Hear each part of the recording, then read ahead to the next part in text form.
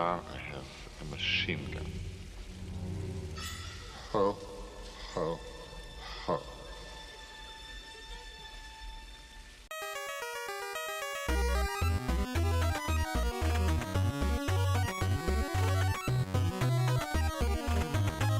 Die Hard is a Nintendo Entertainment System game developed by the Japanese company formerly named Pack-In Video before they merged with Victor Entertainment Software. It was released in the summer of '91 in Japan and made its way to the West early the following year with Activision as a publisher. Rankings are important, so I give it 2 jet-lag toe clenches out of a Carl Winslow because Die Hard is all about what matters. Family.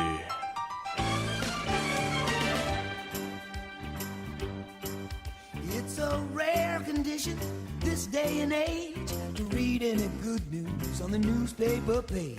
And love and tradition of the grand design, some people say it's even harder to find. The point I'm trying to make is that Die Hard wouldn't be the masterpiece of a film that it is without the theme of family connectedness. Holly and John, John, Holly, and Argyle. They will obviously be together forever.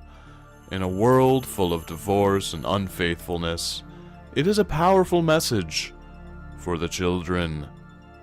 Much like Al Powell's love of Twinkies and shooting innocent children, Ellis's cocaine, Thornberry's ceaseless efforts to capture the perfect story. Family matters, baby. It is a movie about love and commitment, commitment and love, people caring about one another. Alan Rickman. Computers. Computers. The game perfectly represents all of these things in the way it faithfully follows the plot of the movie. So close, in fact, that I personally got confused as to whether I was playing the game or watching the film. Try to parse them out yourself. Game, movie, movie, game. What is what? Which is which? What is which? Which is what? It's okay to be a little confused, I was.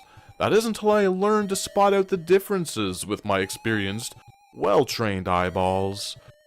Firstly, Willis's in-game McClane seemingly only has one leg, and these photorealistic cutscenes seem to do a less than stellar job at representing his in-film likeness.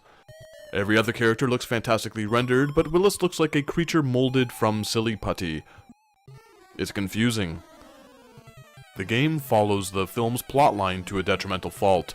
It is based rigidly around the events that take place throughout the movie, with the unlocking of the stages of the safe acting as event cues. It is possible to almost completely ignore each event throughout the game, but in most cases these will lead to one of many unfulfilling conclusions. It does a fairly poor job at explaining the beats, but I personally think the guesswork involved is part of the fun, as it leads to an addictive, replayable experience. Time is limited, and it opens up opportunities to experiment. The player also only has one life, and very limited resources to accomplish the feat, which adds a layer of frenetic urgency to the combat and gameplay. Soda machines are placed throughout most floors in very opportune locations to heal McClane's overall health bar. Medkits are also available to replenish his foot meter. Yes, there is a way to gauge the condition of his feet. Enemies will shoot out windows and do pretty much everything they can to make your bare feet uncomfortably damaged, resulting in a slower movement speed. And trust me, the inability to run around at a brisk pace is nearly game-breaking. I'm not sure exactly what the deal is with soda here. Ellis's love for cocaine, the coke Gruber and company offer him in the office, an obvious mistranslation of the man's likely request. It is another great attention to detail, as is the restrictive viewpoint of the player. Areas that can't be directly seen are blacked out. Fantastic stuff here. Unfortunately, this is also where my first real complaint comes in. While I admire the studio's attention to detail and admirable design at times, the enemies form and cling to John like a swarm of locusts. This could arguably add to the realism if it weren't for the insufferable bullet spread of their machine guns. You tell me, does this look fun? Alice is having fun.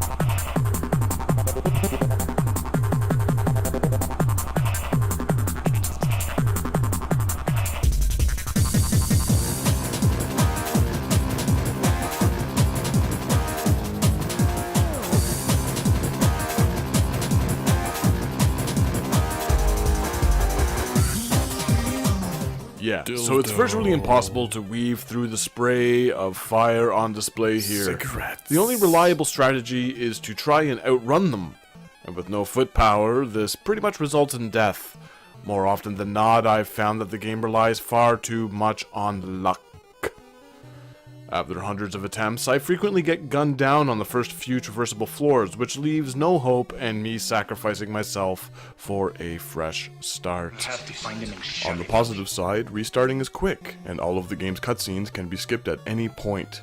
A convenience that also works against it, as the skip button is mapped to the action button, which leads to unfortunate cases of missing story beats. A simple swap to the start or select button would have solved this relatively minor issue. It really is relevant to know what is happening with Gruber and company, so this can be frustrating. Oh my god, the quarterback But not nearly as frustrating as McClane's movements, which feel spastic in a way that doesn't always feel responsive. Particularly when attempting to fire on a 45-degree angle. With limited machine gun ammo and the nearly unavoidable spray of enemy bullets, the combat can feel downright terrible at times. Again, it all feels like a crapshoot, mostly reliant on luck rather than skill. Nakatomi Plaza's top floors are traversable with a few different ways of navigating between them. The stairs, service elevators, loading lifts, and ducts can all be used to move around.